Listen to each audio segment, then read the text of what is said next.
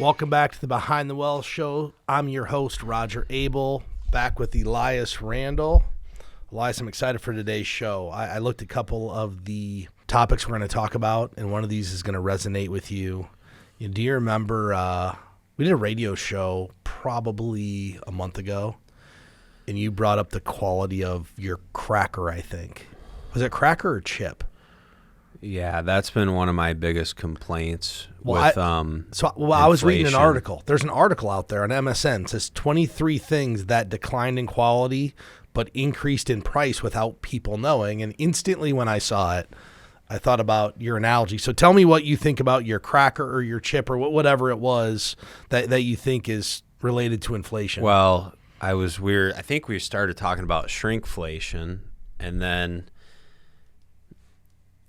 at Christmas time, so we always have all these really good dips out at Christmas, and you always have a bag of Ritz crackers because the Ritz cracker, that's the best.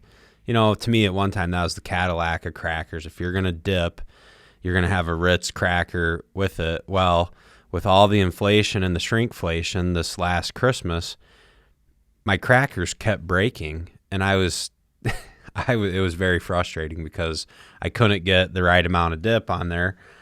So then I started complaining to people. I said, this is shrinkflation. They somehow figured out a way to make these crackers a little less quality because they're breaking easier. And then even bags of chips. I don't know if you bought a bag of chips recently. I do, but I don't eat them. Yeah, you don't eat a whole lot of chips. No. Well, the Tostitos scoops, you buy a bag of those and they're all broken inside. So I don't know how much scooping you can do with a bunch of broken chips. So I think it's part of, and I haven't proven it. It's all my own conspiracies, but I think that's part of shrinkflation and inflation is then you figure out how to make it less quality and still charge more money for it. So I hate to break it to you. That wasn't one of the 23 things, but it's okay because I actually agree with you. And here's why. Most people probably don't notice, and it doesn't bother them as much as it bothers me. It should be on this list. I put the Cadillac of crackers in my kids' lunch every day. The Ritz?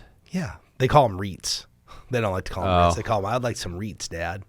And every time I put them in there, there's always a broken one. You never used to open a package and have a broken edge of a cracker. Yeah, but there's now that's always how a broken is. one. Every single one. Don't dip it in anything with any meat or anything in it. Yeah, so I saw that, and I thought the first thing I thought about was you and the Cadillac of crackers. And we work with a lot of people, just we're getting out of debt and people that are financially savvy, and we've seen this actually happen to clients. But I read an article, and it was on Yahoo Finance. It was about a woman in Florida. She was debt-free with $500,000 in the bank, and now she's potentially going to have to file bankruptcy. Did you read this article? I don't know if you read this or not. I didn't, but that's so sad because depending on her age and her income and her situation, that might not be a recoverable situation. Here's the sad thing. It wasn't anything she actually did other than maybe not keep her finger on the pulse. Her husband had went out and accumulated a bunch of debt, spent a bunch of money, and basically bankrupted them. So no debt and $500,000 in the bank, bankrupt because you just out of control spending. Yeah. Wow. And we talk about out of control spending. And you know what that is? That's just financial infidelity. There's infidelity and there's financial infidelity, and that's one of them. You'd trust your partner and hope that they're doing the right things, but if you're not involved at some level with the money, how do you know what's going on? Well, and then once in this situation, I'm sure once you're made aware, it's too late. Once it's all gone, it's gone. Yeah, I don't think it's ever too late to recover, but it's not going to be easy. I'm saying at some point the situation is what it is. Yeah, this situation is what it is. Yeah. From one reading the article. And it's sad because, if you're older in life, it becomes hard to get another job. Or you might have to take a job that pays more money. Yeah, I've heard people talk about this. I've actually have friends that are older that say it is harder. You get to a point where you feel like you're starting to age out, and you feel like you're not getting opportunities because of your age. I've had conversations about that with people. I think the other thing that people do is they get really narrowly focused on what they've always done versus what they could do, right? Oh, I've been a store manager at XYZ boutique for 15 years, so I only look for a store manager job. Or I've always been an engineer, so I only can do an engineering job. But one of the things we're actually seeing, and this is from an article I read on CNBC, we've actually seen quite a few layoffs since October, particularly in the tech sector. And this article talks about, maybe taking a new approach to job interviews and getting a job. And instead of being so narrowly focused on what you've always done, broaden your horizons. And there's actually an example in here where a lot of people that are just looking for a different type of job actually are getting paid more money. You only know what you know until you open your mind and you're like, oh, wait, that pays this amount of money to do it? They talk about an average increase in salary of $30,000 to $35,000 when you start to open your mind. And I know you gave a good comment about how to interview for jobs and how to get jobs. Yeah, I don't have a whole lot of good advice on how to interview or anything like that. Actually, a friend of mine, I was out at happy hour with a friend of mine and his son, and his son's interviewing for internship. So he asked me for interview tips. And I told him, I said, look, the career I'm in is from a handshake at a happy hour. I have no good advice on how to go interview with people. Like I'm sure if I were in like a corporate interview setting, I would bomb. Certainly the first one. I mean, I'd probably get better. I wouldn't get worse at it, but because I know really in an interview, right, you have to sell yourself, which is uncomfortable for most people because you have to start talking about yourself, and most people are humble and you don't want to, but you really have to. You have to start shedding light on, well, these are all the things I think are great about me. Maybe not say that, but you get what I'm saying. When I read the article and you made that comment, the number one thing this article talks about is being your authentic self. Like that's why Premier hired me. They're just like, man, we can't pass on this guy. No, but Eli, think about this. When you go into an interview, most people are sitting there trying to figure out what they think they should say versus just being themselves. Yeah, just say what you want to say. Yeah, I mean, when we work with clients and prospective clients, we're our authentic self. We don't change what we do based upon what we think they want, because this is what we do, and if what we do isn't what they're looking for, why would we try to change? It doesn't make a whole lot of sense to try to bend and be something different, because you're going to enter in a relationship with that employer. They think they're getting something that they're not really getting. That might not end well. And I'm sure they can tell, too. I'm sure if you interview enough people, you can tell who's being authentic and then who's really, I don't know what the word would be, but who's really sprucing up their act or whatever to seem like something. I think it's very easy to see that. And people can feel it when they're doing it. It doesn't feel natural. Yeah, and it's probably uncomfortable, too. Just like you said, people don't want to sell themselves. It's because they don't know. They don't need to sell themselves. They just need to be themselves when they're at the interview. That's a good one. I mean, you don't have need to sell yourself. You just be yourself. Be what you are, and either you're going to be a fit or you're not. So, we're going into March. I can't believe it's March already. It's going to be spring break, I guess, in 3 days when we're filming this show. But one thing we always do this time of year is start to put a little bit of the show's focus on tax time and some things we can do at tax time to maximize our overall investment results or our financial picture. And I thought it'd be fun today to talk about some things we could do if you're going to get a tax refund this year, because a lot of people are going to get a refund. In fact, the average refund for 2024 is going to be around $3,140. And $3,140 isn't anything to just, poo-poo and put to the side. That can actually do some really great things. So, Elias, if you're one of the millions of taxpayers that are going to get a refund this year, what's the first thing you would do or look at doing if you were getting a refund? Easy. I would first emergency fund? Is it fully funded? And if not, I'm going to use it to help replenish that. And actually, recently, we had to replace our water heater, and guess what it cost? It was right about $3,000.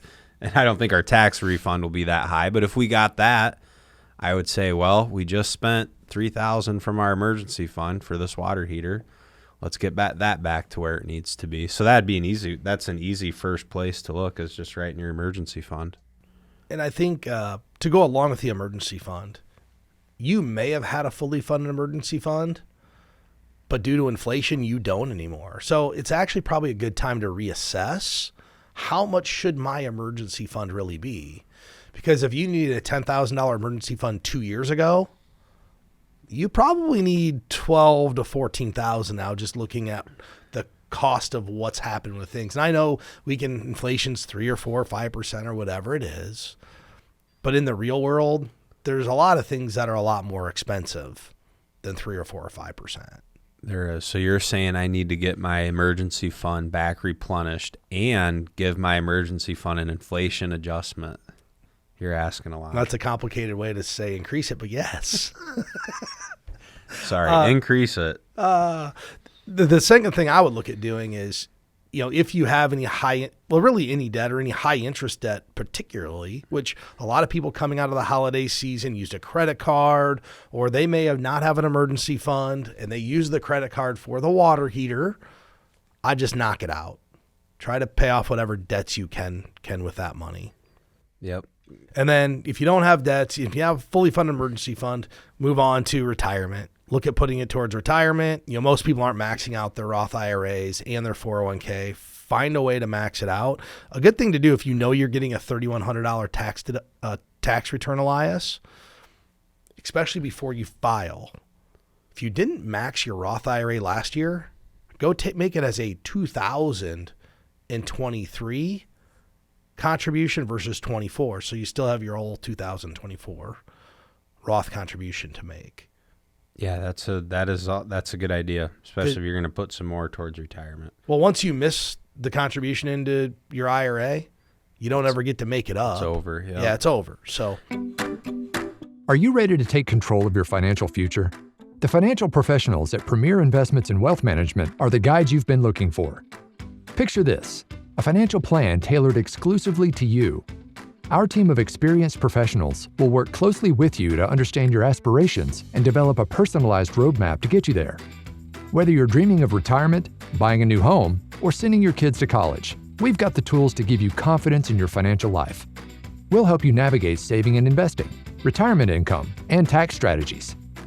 Our job is not just about making money. It's about helping our clients make smart choices. We'll provide you with the tools and knowledge to confidently steer your financial ship toward a brighter future. Are you ready to embark on your financial journey with confidence? Visit www.btwealthshow.com or click the link in the description of this podcast. Your financial future awaits. So I want to qualify that one a little bit. I think, if you get a refund, that is a good place for it to add to retirement. One thing to understand, though, doing something like that one time, one refund check, that's not going to do anything meaningful over time. And the reason I bring this up, I just had a conversation with someone 2 days ago, prospective new customer, and they made the comment, well, I did enough to get the match for the last 15 years, and it just hasn't built up the way I thought. And it's not her fault for not understanding. She put in 3%, get a 3% match. simple plan. Yeah. Yeah, it's either either a simple 401k. I haven't seen a statement, but I think it was a good aha moment for me that I think she's had the ability to save more, but I think she was just kind of following that old generic advice. Hey, do what you need to do to get the match, where realistically, I think she wishes she would have been doing 10, 12, 15% the last 10 or 15 years, and she's responsible with her money. So I think she could have. I just don't think there was the right education around that decision. So I think what's most important is you're just always putting money in to the savings and the investments. And if you want to throw some extra, there's no problem with doing that. We provide zero education about how to get to retirement. They're zero. Isn't that kind of what our show's about? Or? I mean, no, I'm talking about our society in general. Oh, you're saying, okay. Yeah, let me ask you a question. How would a 22-year-old coming out of college have any idea what they're supposed to do to set themselves up for retirement? They would either, one, have had some finance classes while they're going through school. Finance doesn't talk about retirement. And I took them all. But it gets you kind of pointed in the right direction. It teaches you about numbers and teaches you about things, but it doesn't actually get you. You're thinking about it more than probably other people. But you would have to see. You would have to see. You still have to seek out the information. That's really what you have to do. I mean, you have to know that you have to go find it. Why don't, as a society, we have a class educating people? Hey, this is probably one of the most important things you're going to need to learn. Why don't we force people to take a semester on how to get to retirement in college or high school? That's an excellent question. Because if we started people out early, guess what it probably does to the entire financial system and society? Removes the burden. It'd make everyone a lot wealthier. You're going to get a kick out of this. So, my daughter's going to be 8 in March, and I'm going to make her do some work this summer. She's going to be on the payroll. She's going to do work. What is she going to do for work? I don't know. We're going to have her clean or do something. She's going to work a number of hours every week. What is she going to? She's 8. She's going to work. What is she going to do? There's 8-year-olds can clean. 8-year-olds can, dude, she can scan. She got my computer the other day and started playing on Google and switched my background and all this stuff. I'm like, she might know more than me. So anyway, I'm going to get her working. She's going to work for the company. Can she do sales calls at 8? Maybe. But check it out. If she has a wage and earns an income, she can do a custodial Roth IRA. She just has to have some earned income. Okay. So check this out. Here's my point. She's 8. Do you know what? This is in an investment that we use. I'm not going to say which one. It's a very popular mutual fund. $200 a month for 50 years. Just past 50 years, do you know what it grew to? $2,500 initial deposit, $200 a month for 50 years. 5 million? Is it more? 10? 11. Yeah. 11. It's a lot. It's a lot. I actually didn't think it would be that high, but then I started thinking, I'm like, yeah, it's 50 years. It's crazy. Yeah. And it's tax-free because of it being a Roth. That's how you set your kids up for success. We have a couple clients that do it. I saw some checks got dropped off the other day. They have their 3 boys working. They have jobs. I think they're 13, 11, whatever. Dropped off checks. Those kids are going to be set up. Yeah, and their parents are teaching them good money habits. But it goes back to your point. You can't just do it one time and think, oh, that's the magic bullet. You have to get on a regular and consistent savings pattern to make it work out. Yeah, right. You're not going to take $3,000 and change your life with any investment. I just look at my kids' college funds. I don't even look at them. I logged in the other day. I'm like, oh, man, that's crazy. And it's not a big amount of money going in. I mean, it's a decent amount, but it's not. Most people could afford to do it. And it adds up. Yep, it does. And the fourth thing you could do, Elias, you could invest in, non-retirement financial goals. So this is kind of where I look at, have you done a financial plan? And do you know whether you're on the right track? So I had a meeting yesterday with a gal. She wants to retire at 60. But really she needs to wait till she's 65.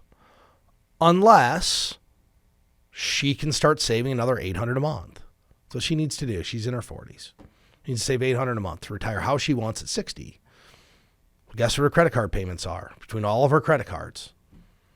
$900 a month. $1,000 a month. So we talked about doing a debt snowball. I said, hey, you don't have to get there today. You need to get there within the next 18 months to be able to save this $800. So the first thing she did, she's like, well, I'm paying on this and this and this. And she goes, the great thing about having this financial plan, I now know what I need to do. She goes, so if the choice is getting a new car and having a car payment, or retiring at 60, this is her exact words, I know what to prioritize. I can only get the car if I'm saving the $800. Yeah, good for her. That's awesome. So if you've done a plan and you know all your financial goals are being met, well, then guess what you get to do? Go do a 529 plan. Go take a vacation. Do a home improvement. But you should have a decision-making process and that you go through to figure out what the most appropriate thing to do with this money is. Some people, they get a tax refund on purpose because they plan on making an IRA contribution. I have families who do it. I'd rather see them just make monthly contributions throughout the year, but that's not what they want to do. They'd rather force the savings to their payroll, get the check, make the contribution, move on down the road. Yeah, and there's lots of different ways to slice it and do it. That's that I hadn't heard that story yet, but that's a nice story about someone doing a financial plan and then really seeing the value of it.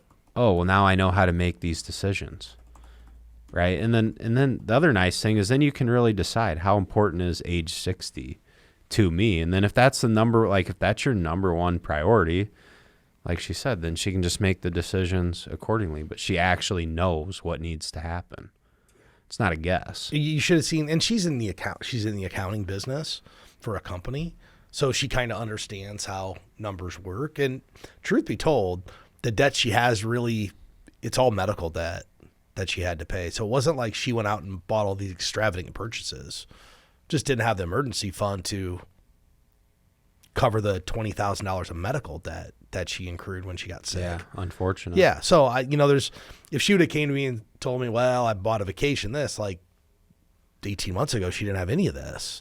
So I'm sure she'll work out of it. She just needed a way to have some liquidity in the short term to get there. Let me ask you a question. I got this posed to me yesterday. Somebody asked me, what's a reasonable rate of return?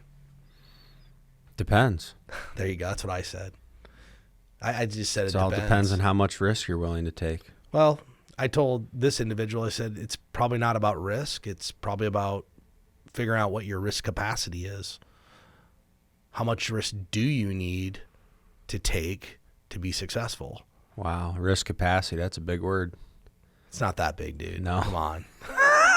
It's just something people don't think about. And so we started talking about risk capacity versus risk tolerance, which is what you just said.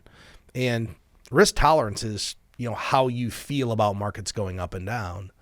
Risk capacity is quantifying what portfolio you need to be in to have an optimal outcome. And I talk about the education part of this because if somebody tells me they're conservative, so they want let's say 30% stock in their portfolio, but the optimal portfolio to give them the best outcome is 70%, which one are most people going to take? They're going to take the one that gives them the outcome they're want looking the outcome. for. The reason people typically default to this conservative mode has nothing to do with that they're conservative. They don't understand how it works. And when we don't understand how something works, we become significantly more conservative. We default to the safest option. Our clients who really, really understand how the stock market works. I have a gal, she's 74. She gets how it works. And before she became a client probably 9 years ago, she already understood it. When the market goes down, she goes, well, it is what it is. It'll come back. She gets how it works. Well, guess how much she wants in safe investments? Probably zero. She has some because 100% stock portfolio doesn't provide her the best outcome. But the point is she's willing to accept the risk, not because she's a risk taker. She understands how it works and she's been educated on it. Yeah, so her risk tolerance for the fluctuations is there. Yep. But then her Risk capacity for risk actually dictates that she doesn't have to There you go. take all equity risk, so then she can kind of decide, okay, maybe I will be a little bit less with some. And she probably needs some liquidity. I mean, everyone needs a little bit of cash and liquidity. Yeah, she's taking and stuff. RMDs, Yeah. so we have to have enough money to generate. And I mean, she literally just lives on her RMD every year. But the gentleman yesterday, he was in a situation where he could have anywhere from a 70% stock portfolio to 100% equity. It basically all had the same, probability of success, for lack of better terms. So then we dug a little deeper and started looking at something called the safety margin. Well, when I pass away, what's the expected dollars? And the more risk he took, the higher it got. And he had a legacy intent. He's like, well, I'm willing to go to that 90% stock portfolio because I want to offset nursing home expense. I want to have a legacy for my kids. So then the decision after you know what your risk capacity is, was all the same from 70% stock to 100. Then we go default to, now what's your risk tolerance? Are you willing to have 100% stock, or do you want to have some little buffer in there? After we know that, then we can figure out what a fair rate of return is. There you go. There's your answer. There's the answer. And it's not that complicated, but as we talk through it, that's how you figure out what your reasonable rate of return is. Think about, you've heard me say this a bunch of times. If you have a portfolio that has 50% stock and 50% bonds, and the stock market goes up 10%, how much do you think you should make? What? Sorry, it's 50-50 and then goes up 10? The stock market goes up 10. You should be around 5. Right, 5 to 7% probably. Yeah. Because your bonds, 50% of the money, probably making 3 to 5%, somewhere in there. That's 1 to 2%. Plus 5 in the stock market gets you between 5 and 7%. Some years it's going to be more, some years it's going to be less. That's a reasonable rate of return. That's another good way to describe it. Do you think, I don't know how to pose this question to you. Do you think investment results are different between different firms? Vastly different? Between different investment firms? Yeah. No, I think you look at almost all institutional money and how it's managed. I mean, here's the easy ones. Okay, like if it's a S&P 500 ETF, well, that's the same everywhere. I mean, other than the cost might be different. But even if you look at, okay, I'm going to look at this company's large cap growth fund, and then I'm going to go look at company B's large cap growth fund, depending on the years you look at, you can pretty much come to the conclusion they're going to perform about the same. It might be different in 1 year, right? Like if one took a correct bet on a stock and had a really good year, but then the next year it could be totally different. I can tell you this year which growth funds have one super hot stock in it or had it last year. Well, they're all the ones that have performed the best. Well, you know what they have. Vastly higher. There's one stock that's ripped the market the last 12 months. I'm not going to say what it is. People that are out there will know. But those growth funds have smoked all the other ones. That typically doesn't happen. Typically, these funds all perform within a little bit of each other. So I tell people, if you think investment results are different between different firms, they're all pretty similar. The only way you're getting a different result, if you're paying an excess fee, if your fee's too high, if you're paying 3 or 4% in some product you have, you're not going to keep up with other investments. Or you're taking a lot more or a lot less risk. We have that a lot. We'll see that where we design someone's optimal portfolio in their financial plan, and let's say it's 70-30, and then their 401k, they don't change. They leave it 100% stock. We have a good year, and they're like, well, my 401k did so much better. No, it didn't. You had so much more risk. It's allocated. It didn't do better. Yeah, and they also look in dollar terms. So, you added $20,000 of contributions and you were all stock. Of course it did better.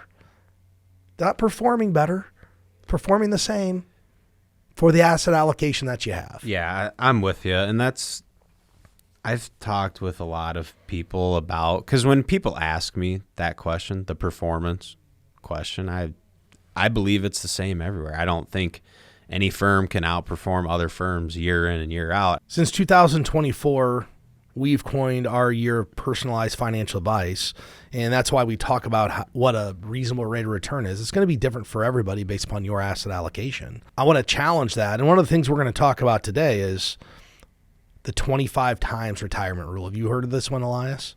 Not until I read this. Yeah, I actually haven't either, but it's out there. And basically says it's an old rule of thumb. It still gets brought up in financial media. Occasionally, it'll state that you need to save 25 times your annual expenses for retirement. So if your expenses are $4,000, $48,000 a year, you need to save $1.2 million for retirement. Here's why I hate this. I hate it. It's not personalized. No. It doesn't take into account sequence of return risk. It doesn't take into your time horizon of how long you're going to be retired. Here's why I don't really like people putting a goalpost per se on how much they need to save. How much you need to save is truly a function of what your lifestyle is. You know, people say you need to save $1 million. Well, if you live on $200,000 a year, $1 million is going to do nothing for you. If you live on $30,000, you don't need to save $5 million. No. You don't. Like, that's why I hate the blanket advice. The best way to figure out what you need to do for retirement is crafting a financial plan, just like I did for the individual yesterday. Do you want? She never asked me how much I need to accumulate. She asked me. That wasn't her concern. She wanted to know what she needed to do to retire at 60. Yeah. Well, she saw this number on the board. It showed her lifetime spending was like $1.24 million. She says, is that what I have to accumulate? I'm like, no. All you need to focus on is saving $800 a month. She goes, really? She goes, it seems so much easier. I said, yeah, that's why I don't tell people you need to accumulate $1.2 million. I want you to focus on what seems attainable. It's almost like a debt snowball, Elias. Why do you work on the debt snowball versus the debt avalanche? Because you get an accomplishment. It seems like you make an accomplishment when you pay off the first debt. It seems attainable. It's easier to execute. Saving $800 seems attainable for a lot of people. But if I tell someone who's 49, you need to accumulate $1.2 million the next, however many years. How? Yeah, right. How? $800 at a time. That's how. So that's why when you can't use these rule of thumb, just go get a financial plan done, get it dialed in for your unique situation, and just get some clarity on where you want to go. If you're looking to get a plan done, you can go to btwellshow.com. We'd happy to help get you started on that. We'll get you our one-page Premier Vision document. You can also click the link in the description to this video. Don't forget to follow us on social media. Elias, do you have anything else to wrap up today's show with? Thank you for listening, everyone. We'll see you at the next one.